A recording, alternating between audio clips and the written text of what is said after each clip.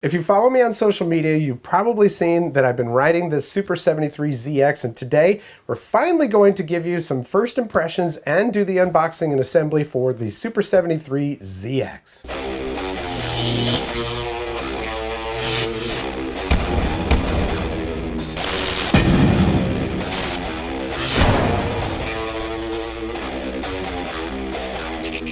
Welcome to the Vapor Trail channel. I'm Tony, and yes, today we're finally going to be doing this. Yeah, I filmed the footage for this weeks ago. We've had some bad weather here on the Outer Banks of North Carolina, rain and wind and cold and all of that kind of stuff. I just haven't had as much of a chance to get out and ride it, and I wanted to include some footage of a ride along with this video to do the unboxing and assembly of the Super73 ZX, and then I'll give you some first impressions. Now, I'll do more content with this bike as we go along. I've got a bunch of mods that I want to do to the bike. As a matter of fact, I've got the Irv Labs basket for it that, oh man, this is going to be really cool. If you're out riding, you need to bring some stuff with you, and you don't always want to have a backpack on you. Also got the fenders from Super73 to put on both of the bikes, the Z1 for my wife and the ZX for me. Oh, and I've got this cool rear view mirror thing that's a camera that you attach to the back of your bike and has a monitor right here so you can always see what's going on behind you, which is it's pretty important when you're out riding on busy roads. So along with that, after I've had a chance to ride the bike a little bit more, make sure I fully understand the bike and have a better read on exactly how great this bike is,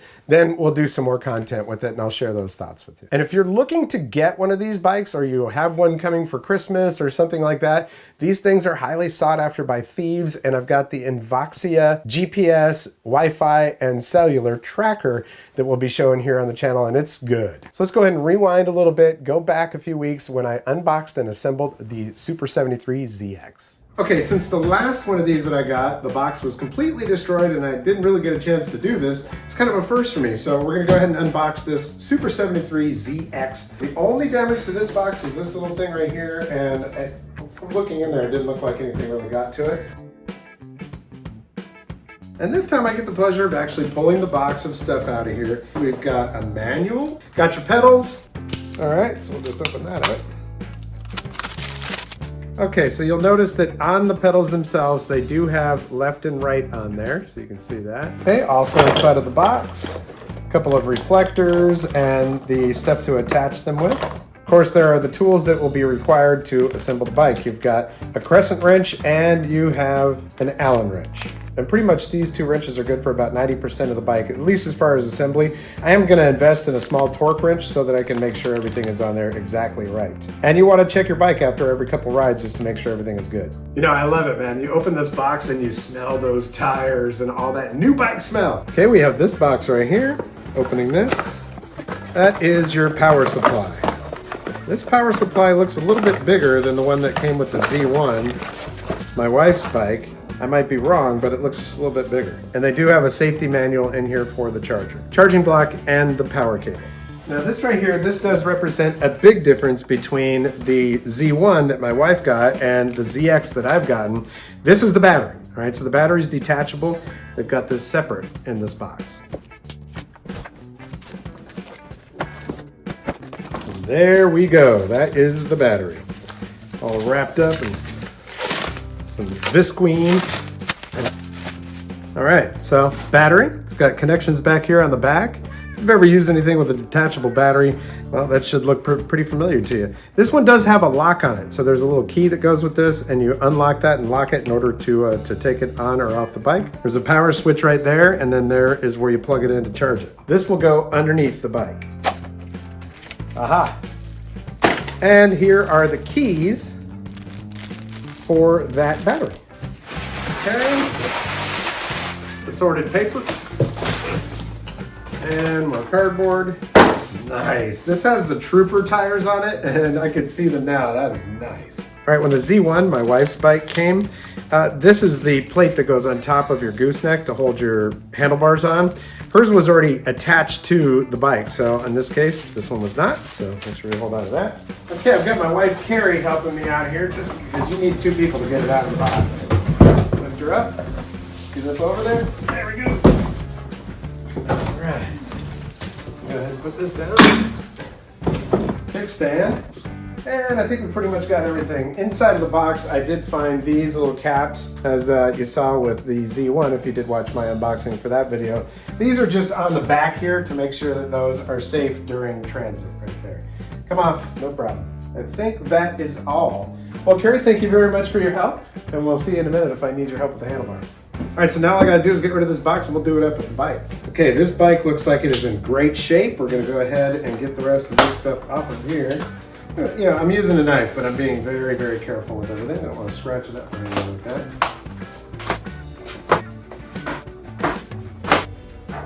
Some thick zip ties we got going there. You know, when I ordered this is the moon rock color, and I had really, it was hard for me to tell exactly what the color looked like. It looked like it could have been like a gray or a white, but I'm really happy with it. It's just kind of like it's like moon rock. Very cool. All right. Oh, this one was a lot easier to get off of the seat than the Z1, which the plastic was stuffed all the way up underneath the seat and stuff. Very good. Oh, this is nice. This seat definitely has a different feel to the Z1. It's a little bit softer, and it's not like I don't know what it is, but it feels really nice. So this had basically like a little kind of scrunchy plastic cover on it. A lot easier to take off.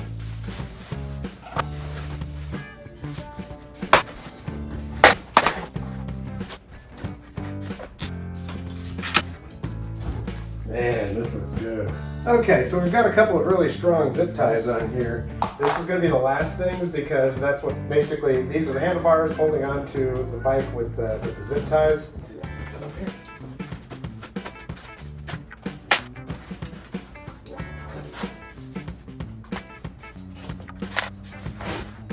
Okay, so handlebar is going to go like this. Going to put them on there. I just need to get that plate, and I'm going to put that on there to secure that. And on this one, there is an extra cable here. I'll have to figure out what that is for. Just kind of hanging out here. It's actually plugged off.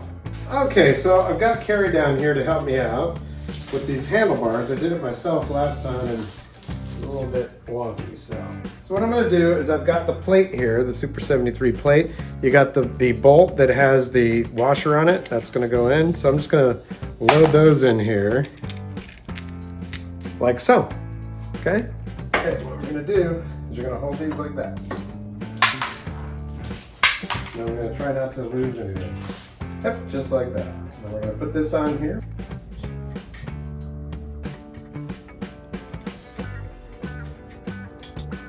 Folks, it can take some time to get this all even because you do want to make sure that this plate isn't tilting one side or the other. You just want to get all four of these screws to be as even as possible. And hopefully you'll have a lovely assistant like me. That's good. Okay, Carrie, thank you very much. The rest of this, you got to sit on the bike. Wow, this bike is a little bit taller than the Z1 too. I can tell you that right off the bat. So on these handlebars, you're going to notice that there is like kind of an area in the middle. If you're not used to bikes and that kind of thing, you'll notice that there is a little area in the middle. It has little grooves on it, and those grooves are what you want captured underneath this plate. Let's see, that feels about right there. We'll put them a little bit further forward, and then we'll just tighten all four of these up. Okay, then give them all one final little tighten, and we should be golden. So we're going to get the right pedal, and I want to say that this one is clockwise. And once you get that on there, you can just put your wrench on there and go to town. And nice and tight. Now after I get done assembling this bike, and while it's charging for the first time, because they say you got to charge it 6 to 8 hours on the first charge, I am going to go through and hit all the bolts on here and make sure everything is as tight as it should be, you know, before I give it a first ride. So we'll get this one in here, and this one goes counterclockwise. Key is just getting those first couple threads in there. And you're going to want to check those, I'd say, you know, every couple of rides. Just check your pedals, check all the connections and stuff. It's just a, you know, maintenance thing. All right, pedals are on. And aside from plugging it in and charging it, now I could actually just leave this off the bike and charge it, but the way that this is going to go, at least I assume because I haven't done this yet, is there is a track underneath here. So we got the connectors back here, and this is the front. So, okay, I did get it on there, but it's I guess you just gotta learn how it goes on there. I've got the key here, so I'm gonna go ahead and try to take it off. Okay. Well, we got it to come off of there. So let's go ahead and try to put it on again. Basically, you're lining up these teeth that are in this with some tracks that are on here, and you might need to pull your battery cable and the power cables back a little bit from it. There it is. There we go. Locked in place. It probably gets easier to do over time because it gets worn in, but yeah, wow. So like I said, I could just take the battery off, bring it inside, charge it, have another battery ready or something like that. In this case, we're gonna leave it on and charge it. And our charging port is right over here. All right, so this is a 3-pin connector that's on here. Make sure that you line them all up correctly. There we go, plugged in. We'll pass that through the frame. Now you'll note that I have not turned the bike on yet.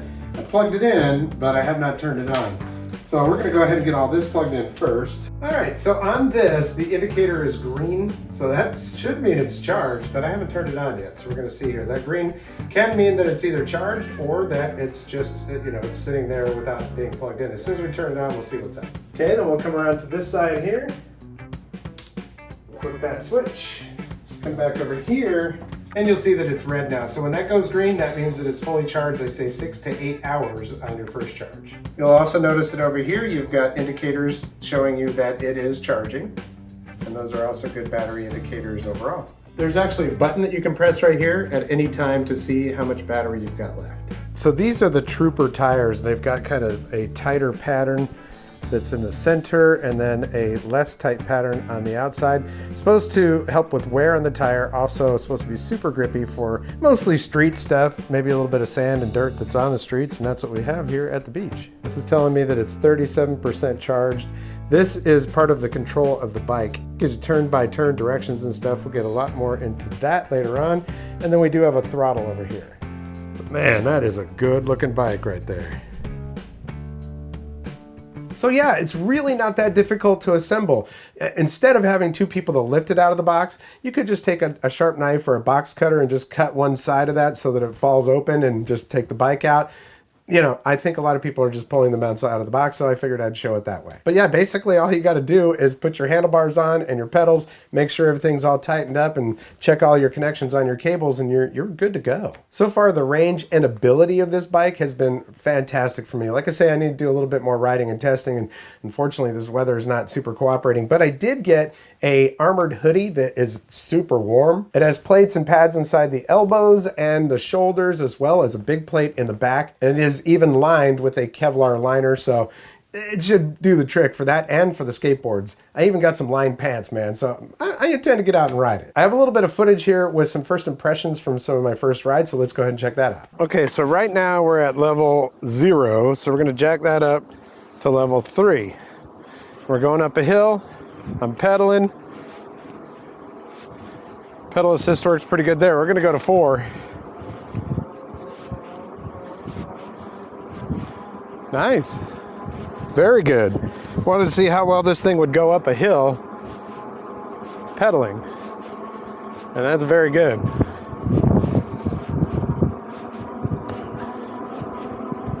Nice.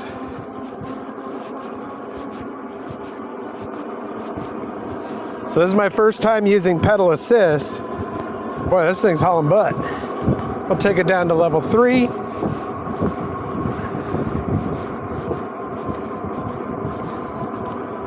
Level 2.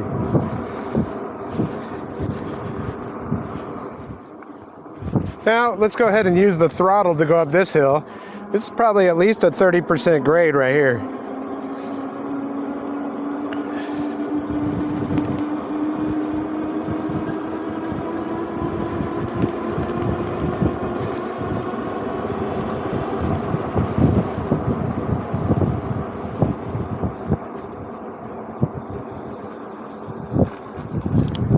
In here real quick just so I can point out. So just went up that hill. with just the throttle, and I was up to almost 20 miles per hour just going up the hill, throttle only. So that's pretty good. We're only in class 2 mode right now, okay? I haven't switched it in the app. Now I have bedded these brakes, okay? So I did that yesterday. Just rode at 20 miles per hour and then hit the brakes and did that about 8 to 10 times to make sure we get the brakes bedded in properly.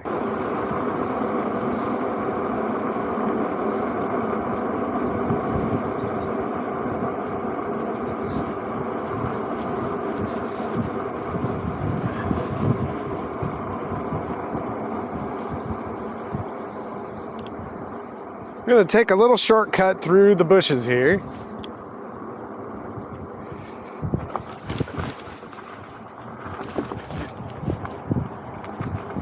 All right, I think we'll take a little ride through Dowdy Park.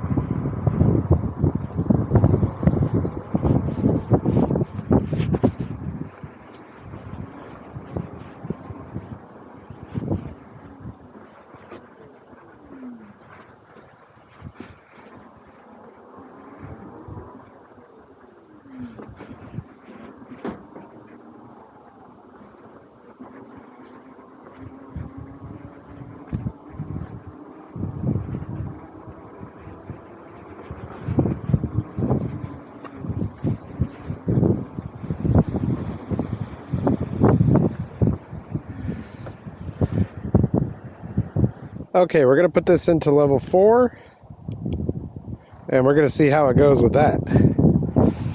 From a dead stop. Ooh, boy, you can really pick, it starts to pick up right away.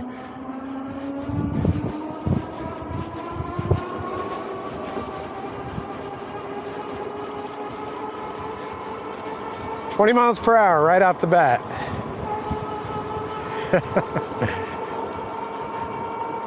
Ooh, boy, I tell you what, man, when you put this thing in 4 and you start to pedal, you just feel it right away start to lurch and take off. So that's nice. It's got a little bit of torque to it, so that's good. I would suggest that unless you know you're going to be doing some hauling, well, you might want to just, 2 or 3 is probably a good level, but 4, wow, that's fun. All right, one thing that I know about out here is that you really have to watch out for cactus and things like that. On the Outer Banks of North Carolina, there appears to be a lot of that. This path right here I have been on before, so let's go ahead and just take this. It's a little shortcut.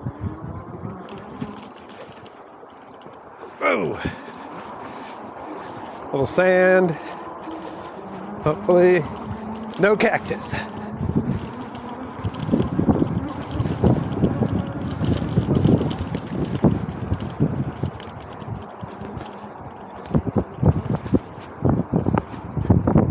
So far, I'm really loving this bike, man. It's freedom, it's fun, it looks cool. I get a lot of compliments from people that are like, is that a bike or a motorcycle or is it a moped?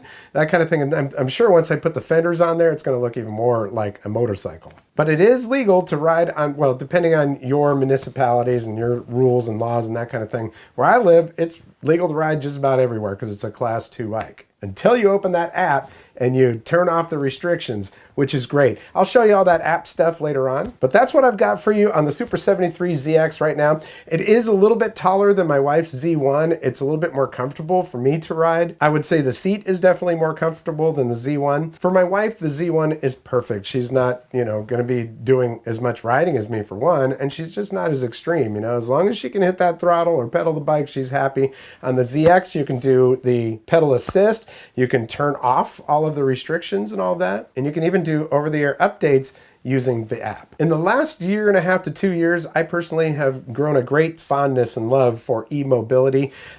It's It's freedom and it's fun, okay? It's fun. But it also gets you where you need to get and you're not using gas and all that kind of stuff. So I do plan to share a lot more of the e-mobility stuff here on the channel, and I have the Meepo Hurricane board, which, ooh, man, this is a nice electric skateboard. Going to be showing that here on the channel, plus all the aforementioned stuff about mods and stuff with this bike. I'm excited about it, and hopefully you are too. If you're into e-mobility or you're just like, what is this all about? I do have a playlist here for e-mobility, so check that out. I also have links down in the description for all of my social media. If you have one of those accounts, I'd appreciate a follow. I just want to thank you so much for your support here on the channel, whether it's the old content, the new content. Either way, I really appreciate you. Well, that's going to do it for this episode. We'll catch you next time on the Vapor Trail channel.